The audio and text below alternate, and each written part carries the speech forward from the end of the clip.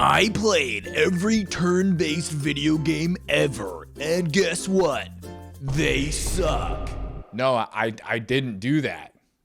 Or did I? People will often toss around the label JRPG when it comes to games that have turn-based combat, but that's wrong. JRPG stands for Japanese role-playing game. Do a lot of JRPGs happen to have turn-based combat? Yeah. Do all of them have turn-based combat? No! Think of it like this. The Japanese in JRPG is more of a descriptor of the influences on a video game, meaning you can have an RPG that was written, developed, and released in Japan that is not considered a JRPG. Shocking. I know. On the other hand, you also can have a JRPG made somewhere other than Japan. Look at Sea of Stars, Chained Echoes, and the very incredible and popular Clair Obscur Expedition 33. But more on that later. These three games that I've just mentioned all make them uniquely JRPGs with turn-based combat, all the while not being made in Japan. Do you get what I'm saying? Never Knows Best does a much better job of explaining all this stuff in the entire history of Japanese RPGs video, but that's not what we're here for. We're dialing it in. We're talking turn-based combat. Whether it's a JRPG, ARPG, it doesn't matter. The people, that being gamers, have varying opinions on these types of games, usually either being very pro or very anti them. From the common beta cuck gamer, a common sentiment that is thrown around is, I hate turn-based combat. It's so slow. Unless it's Pokemon. I love Pokemon. Brother, Pokemon is just the tip of the iceberg. You've begun to dip your toes in, you just gotta dunk yourself in all the way and find out what you're missing. Despite the chuddery, I gotta admit that there are a lot of genuine gripes worth mentioning in these games. I understand a lot of why people find them so hard to get into, especially if you're coming from games that are more visually stimulating, like action RPGs. So let me tell you exactly. First off, let me get in the zone. Turn-based combat is boring, and it sucks. Next segment. There are a lot of valid reasons for a lot of people's general disdain for these types of games. First, admittedly, turn-based combat, for the most part, is it's kind of slow, I can't lie. Typically, you begin a battle encounter, scour through some menu UI to make your party act against the enemies, and then sit and watch helplessly as they smack you back. What the hell, man? Haven't you ever heard of dodging? Admittedly, it's a lot of downtime. A lot of people these days can't handle this aged phenomenon known as waiting your turn. All I know is scroll TikTok and play Fortnite. I ain't got time to not be stimulated. In the most pure, classic sense of these games, the emphasis is placed on strategic gamer combat, as opposed to the flashy, fast-paced battles that we see nowadays in the majority of action RPGs. You're incentivized, if not forced, to take a step back, lay off the throttle a little bit, reposition that trilby, and let young Sheldon do his funky thing, white boy. You gotta take your time with these games and think real hard about the repercussions of every move you make. You can't just rush into the center of that group of enemies, dog. You gotta put that coconut of yours to work. You could say that turn-based combat is the Rick and Morty of the video game world. And brother, even when I'm at my lowest, I'm a family guy. Thinking and plotting in my video game? What is this? The hit 1988 film Rain Man? I've never actually seen Rain Man. I just kind of wanted to fit in. I know people like it a lot. My immersion is at stake with these turn-based games. How can I ever get myself into the shoes of these cool-ass freaking video game guys that are actually me if the action is being paused in the most pivotal of moments? On the bright side, you could look at the usual complaints that I've stated previously in a different light, and actually look at them as positives, as the majority of the fan base does, which is exactly. I actually like turn-based combat. Bet you didn't see that coming. I mean, Didn't you hear? I am the guy that played every turn-based video game ever. Turn-based combat is the gentleman's method of dispatching foes. It's the brandy snifter and big fat stogie of the gaming world. You can't just play the game. What are you, a sub 160 IQ moron? Turn-based games are all about resource management, optimization of combat tactics, and knowing your enemy better than they know themselves. It's like chess, but more cleavage. These games are complex, often featuring intensive systems, emphasis on creating synergy between party members, and really requiring you to build up your teams before big important battles so that you don't get completely swept by the enemy within like 5 turns. In stark contrast to the intense portions of these games, making a game turn-based actively makes the game physically more accessible as a whole. That's right, buddy. You heard it here first. Grandpa over there, he can hop into Metaphor Refantasio today. The reason for this being that these games allow you to slow roll them. You don't need the quick reaction times of whoever is currently the nastiest CS2 player. Take your time, buddy. Your aching bones deserve it. And on top of that, your grandpa has probably already been playing turn-based games for years. Because, newsflash, jackass, this used to be the norm. Long before the times of 360 no-scopes, flick shots, and dressing for the sake of impressing, the turn-based RPG reigned supreme. And Grandpa was there. Ask him about it sometime. Just maybe don't mention 1968 around him. It brings him back. You might be thinking, hey man, nobody cares about this stuff. Turn-based video games are like super dead, dog. I live under a rock and I don't think before I speak most of the time. Yeah, buddy, we can tell. If you are somehow like this guy, I have a little something to say to you. But if you don't think like this, make sure to comment, hey, I don't think like that guy.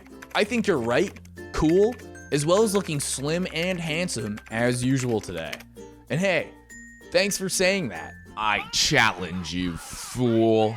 You say there are no good turn-based games. You say they are slow and too tedious and outdated. You prefer a game that requires skill, not a Microsoft Excel sheet simulator. If you do live under said rock, let me prove you wrong, smartass, by going through 3 turn-based games that have actively shifted the mindsets of people around the globe, wearing off the stigma that once lingered around this feature. No longer shall we shower their names with nasty comments such as snoozefest, boring, outdated, or mathy. You may know the first one, you likely know the second one, and you almost certainly know the third. And without further ado,